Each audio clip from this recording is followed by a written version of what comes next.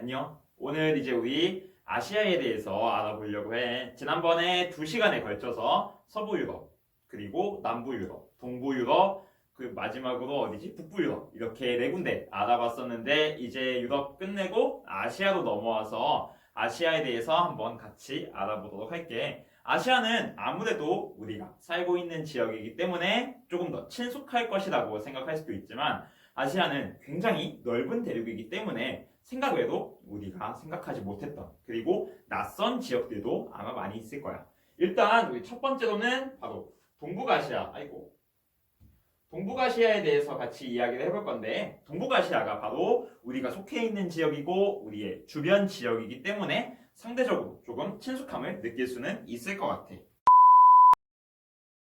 자, 그러면은 먼저 중국에 대해서부터 알아보도록 할게. 중국 같은 경우는 수도가 베이징에 위치하고 있지. 베이징에 수도가 위치하고 있으면서 인구 대국이기도 해. 그러다 보니까 중국이란 나라 실제로 땅도 굉장히 넓은 편이거든. 중국 세계에서 네 번째로 땅이 넓은 나라에 속하는데 인구 같은 경우에는 세계에서 가장 많은 인구를 자랑한다고 합니다.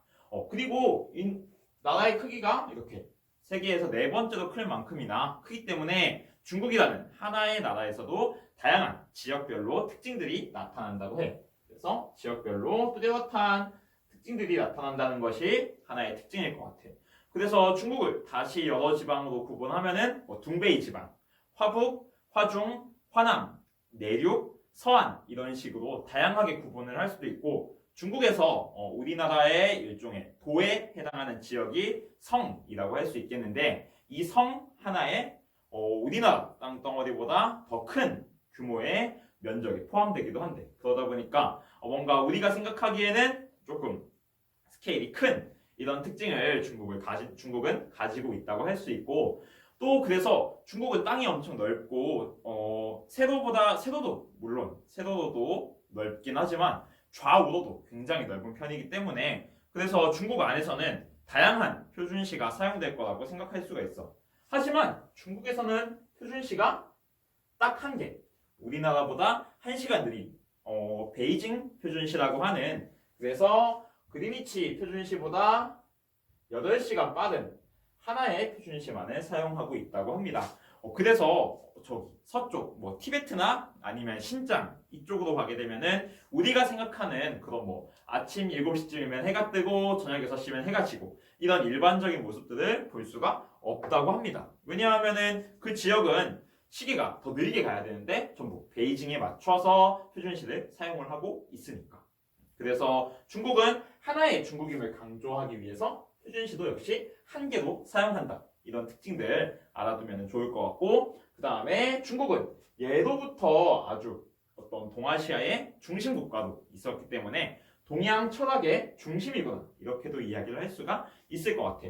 그래서 구체적으로는 우리가 아직까지도 잘 알려져 있는 공자님을 대표로 하는 유가 사상이라든지 아니면은 법을 중시하는 법가 그리고 어쩌면은 윤리 시간에 들어봤을 수도 있는 그런 장자나 노자 같은 사람들의 이야기, 도가 이런 이야기들이 전부 다 중국에서 나왔다고 생각을 하면 될 것 같아. 아무래도 중국이 땅도 넓고 다양한 사람들이 살고 그리고 다양한 시기를 거치다 보니까 많은 사상들이 중국에서 나왔구나 이렇게 생각을 해주면 좋을 것 같아.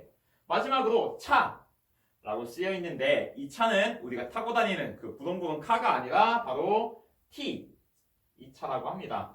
그래서 원래 차 하면은 인도에서도 아산 지방 같이 비가 많이 오는 이쪽 지역 아니면은 스리랑카 여러분들이 한 번쯤 편의점에서 본 적 있을 실론티 같은 거 이제 실론섬이라는 데가 있어요. 스리랑카에.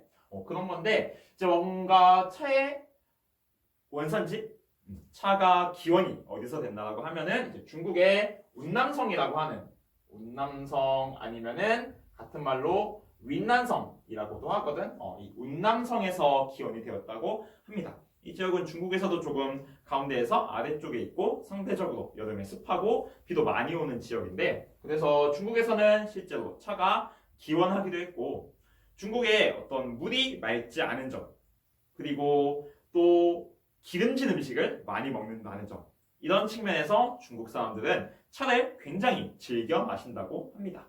그래서 예전에 선생님도 중국에 갔을 때 좀 충격을 받은 일 중에 한 가지인데 지금은 아마 그러지 않을지도 몰라. 중국에서는 음식점에서 물이나 음료수, 맥주 이런 것들을 시켜도 그런 것들이 시원하게 나오지가 않고 그냥 상온 그대로 미지근한 것들이 나오더라고.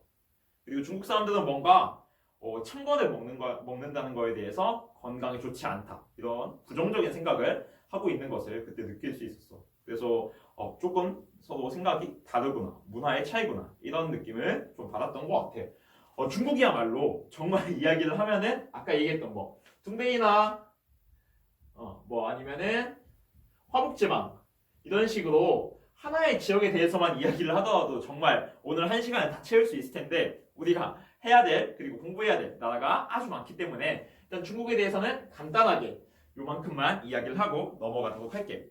그러면은 이제 중국 이야기 했으니까 우리나라 주변에 다음에 나올 국가 어디가 될까? 맞아. 일본이야. 일본 같은 경우는 도쿄 혹은 동경이라고도 불리는 곳이 수도입니다. 그래서 최근에 그 코로나와 관련해서 이 도쿄에서 원래 올해 올림픽이 열릴 예정이었는데 올림픽이 다시 1년 뒤로 미루어졌다는 소식이 들리면서 도쿄에 대한 이름을 여러분들도 최근에 많이 들어보았을 것 같아. 그래서 일본 같은 경우는 생각보다 더 큰 경제 대국이야. 그래서 일본 같은 경우에는 한 1980년대 이럴 때에는 바로 미국 다음 가는 거의 세계의 두 번째 잘 사는 그런 나라였다고 합니다. 물론 지금은 이제 시간이 지나고 또 일본에서 어떤 그 소비 같은 것들이 좀 꺼지면서 지금은 많이 불황에 빠져 있다고 하는데 그럼에도 불구하고 여전히 지금도 일본은 우리나라보다는 훨씬까지는 아닐까? 어쨌든 일본은 우리보다 조금 더 경제 규모나 아니면은 어떤 생활 수준이 높은 나라다라고 생각을 할 수 있을 것 같고 의외로 잘 모르는데 일본은 땅이 그래도 꽤나 땅의 규모가 큰 나라예요. 그래서 일본의 인구 같은 경우는 우리나라의 2배가 넘는 1억이 넘는 인구를 보유를 하고 있고 일본 하면은 크게 이제 4개의 섬으로 구분된다. 이런 것들은 여러분들 다 알고 있을 거라고 생각합니다. 그렇다고 섬이 4개인 게 아니라 큰 섬 4개와 그 주변에 작은 섬들로 구성이 되어 있구나. 이렇게 알면 될 것 같아. 그 다음에 일본 하면 역시 이 2차 세계대전 어떤 우리나라의 아픈 역사이기도 하지. 이 2차 세계대전 때문에 강제로 징용되거나 아니면은 물자를 징발하는 이런 피해를 우리 조상님들도 입기도 했는데 일본이 뭐 독일이나 이탈리아와 함께 이 2차 세계대전을 일으켰다가 말 그대로 거의 폭망했었지. 그래서 일본이 그래도 한때는 뭐 이제 만주국이라고 하는 중국의 일부를 점령해서 그런 나라를 세우기도 하고 아니면 뭐 인도차이나 반도나 지금의 뭐 인도네시아, 말레이시아 이쪽 지역으로 진출을 하기도 했는데 결국 일본은 어떤 일이 바로 미국의 영토의 일부인 그 하와이의 진주만을 공습하면서부터 미국이 참전하고 그래서 결국 일본은 2차 세계대전에서 패배를 하게 되지.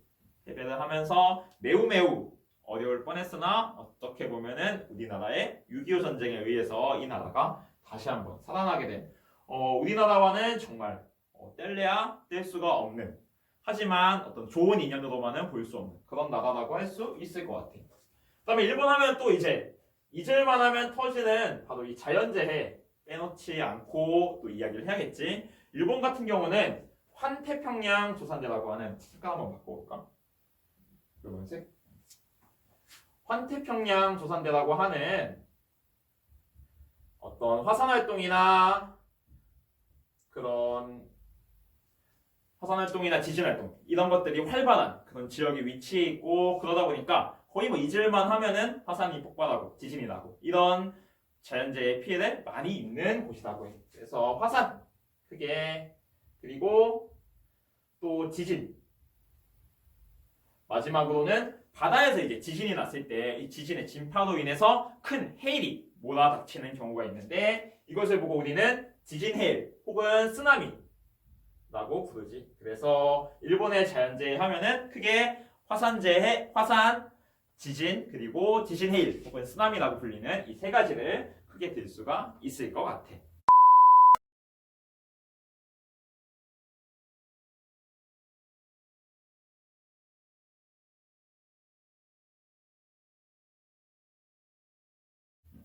그래서 뭐 이렇게 일본에 대해서 이야기를 해볼 수가 있을 것 같고 일본은 이거 말고도 근데 우리랑 매우 깊은 관련을 맺고 있기도 하고 그래서 뭐 역사적으로도 의미가 있고 혹은 뭐 일본이 아무래도 우리보다 경제 성장이 빨랐기 때문에 이것과 관련해서 문화적으로도 강점이 있기도 하고 여러 가지 특징들이 있는데 일본에 대해서도 일단 여기까지만 이야기를 할게. 일본에 이어서는 이제 우리랑 가까이 있지만 무언가 가까이 있나? 라고 조금 고개를 한번 갸우뚱하게 되는 나라가 있어요. 바로 몽골이에요. 몽골 같은 경우는 중국의 이제 위쪽 중국과 러시아 사이 이렇게 생각을 하면 될 것 같은데 몽골의 위치가 어딘지 궁금하면은 한번 지리부도나 아니면은 구글어스 켜서 확인을 해보면은 좋을 것 같아. 그래서 이야기했던 것처럼 정말 중국과 러시아 사이 그 사이 어딘가에 있고 몽골의 특징이라고 하면은 아무래도 내륙국이다. 바다가 없는 그런 국가다라고 먼저 이야기를 할 수가 있을 것 같고 몽골의 수도는 울란바토르입니다. 그리고 몽골 같은 경우에는 우리나라랑 좀 반대되는 경우 우리나라는 땅이 좁은 데 비해서 굉장히 많은 사람들이 살고 있는 국가인데 몽골 같은 경우는 땅은 되게 넓은데 이 땅에서 사람들이 적게 살고 있는 국가의 또 대표적인 나라라고 합니다. 그 중에서도 이 몽골 사람들은 대대로 유목이라고 하는 여기저기 돌아다니면서 가축을 짐승을 키우는 그런 형태로 삶을 살아왔기 때문에 인구 밀도가 낮을 수밖에 없다고 합니다. 그래서 몽골에서 울란바토르라는 수도가 수도이면서 또 가장 아주 집중되게 발전한 도시라고 합니다. 그래서 어떤 몽골의 도시적인 그런 역할은 울란바토르가 거의 다 하고 있구나 이렇게 생각을 하면 될 것 같아요.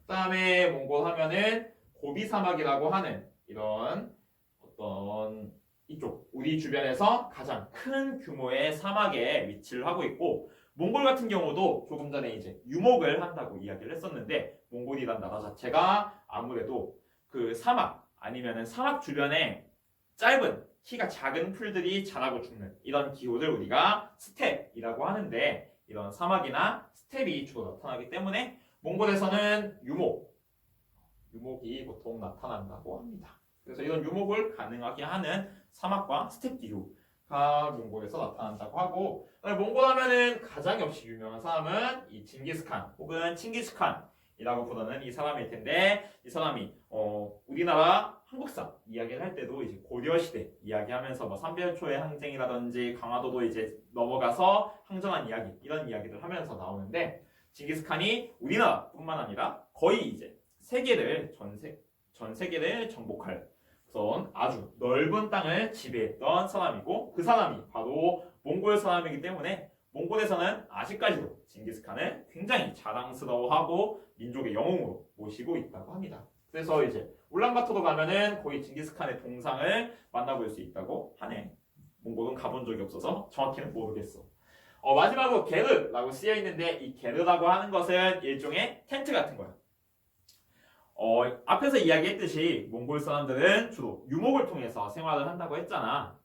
그러면은 유목이라는 것은 결국 풀이 나는 곳에 따라서 계속 이동을 하면서 사람들이 살아가는데 이동을 하다 보니까 여기에서 몇 달 안 살 건데 집을 막 으리으리하게 짓고 벽돌로 탄탄히 짓고 이러는 필요가 그리고 수고가 없겠지. 그러다 보니까 몽골 사람들은 여기에서 석 달 살 거 천막 치고 살다가 또 가서 천막 치자 이런 생각으로 이제 집들을 짓기 시작했대.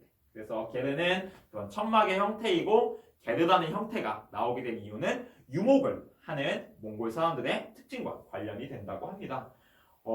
이제 이 정도 이야기를 하면은 몽골에 대해서 어느 정도 이야기를 한 것 같고 그래서 몽골 갔다 온 사람들 이야기 들어보면은 몽골에서 아무래도 여기가 사막이니까 좀 황량하고 그리고 산업 같은 게 크게 발달하지 않아서 공기가 맑은 편이래.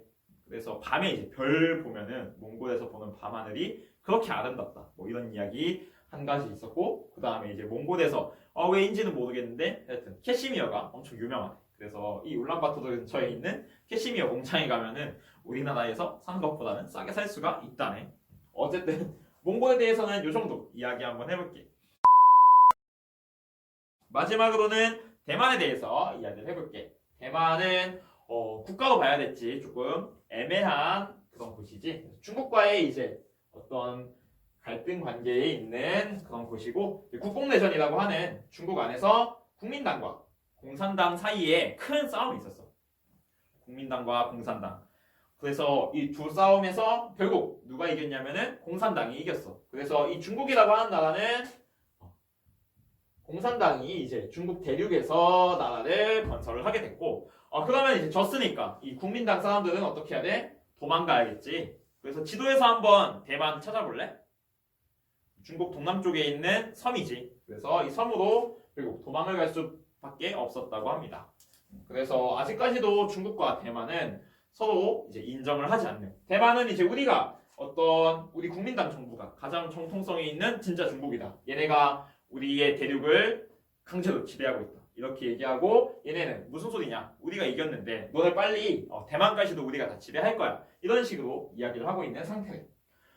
그래서 대만 같은 경우에는 아무래도 우리나라에서도 가깝기도 하고 또 비행기 편도 많으니까 관광으로 많이 알려졌어. 그래서 뭐 관광하면은 다양한 거 많은데 대표적으로 이제 대만에서는 어떤 게 있냐면은 예류공원 이렇게 얘기하면 잘 모를 것 같아. 이렇게 바닷가에 있는데 하트 모양인 바위, 하트 바위라고 하나? 뭐 그런 거 이제 있는. 거기가 이제 이 예류공원이라는 곳이고 아니면은 대만 같은 경우에는 국립고궁박물관 이런 게 있어. 국립고궁박물관은 국민당 정부가 이제 공산당한테 밀려서 여기 대만으로 내려올 때 중국에 있던 어떤 본토에 있는 중국 대륙에 있는 유적들 중에 진짜 좋아 보이는 거 그리고 보존해야 되겠다고 느끼는 것들을 다 이제 들고서 내려온 거야. 그런 것들을 모아놓은 곳이 바로 이 국립고궁박물관이라는 곳인데 여기는 박물관의 규모에 비해서 유적이나 유물이 너무 많다 보니까 6개월에 한 번씩 가면은 계속 바뀌어 있대. 모든 작품이 6개월마다 바뀌어 있고 또 바뀌어 있고 또 바뀌어 있고 이럴 정도로 엄청나게 많은 어떤 중국 이야기할 때 얘기했던 것처럼 중국이라는 나라가 문명이라든지 아니면은 그런 정치 체계 이런 것들이 다 발달했는데 그런 어떤 자료나 유물, 유적들을 이 국립고궁박물관에서 의외로 본토가 아니라 대만에 있는 국립고궁박물관에서 볼 수 있다고 합니다. 이거 말고도 이제 대만 하면은 우리 주변에 흔히 이야기를 하는 뭐 먹을거리들 흑당 버블티 요즘에 많이 먹지 않나? 흑당 버블티 같은 경우도 이 대만에서 이제 어떤 유래가 된 거고 그거 말고도 이제 뭐 펑리수 맞나? 그런 것들이지 대만에서 이제 먹는 그런 것들이라고 합니다. 이거 말고도 이제 대만도 우리나라랑 멀지 않고 그리고 비행기 노선도 많고 또 생각보다 물가도 비싸지 않은 편이기 때문에 많은 사람들이 관광을 가는 지역 중에 하나라고 해. 그래서 여러분들도 기회가 된다면 대만 한번 가보면 좋을 것 같고 다만 대만의 지도상 위치 그리고 바닷가에 있다는 점을 고려했을 때 여름방학 때 가면은 엄청난 이제 땀지옥을 맛볼 수가 있을 거고 대만 여행의 성수기는 그래서 겨울 그 중에서도 뭐 1월 이럴 때라고 합니다. 여행을 가려고 하면은 참고하면 좋을 것 같아. 물론 값은 여름이 더 싼데 가서 그 더위를 다 즐길 수 있다면은 말리지는 않을게. 어쨌든 이제 이렇게 중국부터 일본, 몽골, 대만까지 우리 주변에 있는 동북아시아라고 묶을 수 있는 네 나라에 대해서 같이 이야기를 해보았습니다. 다음 영상에서는 이제 우리 동남아시아에 대해서 이야기를 해볼 거야.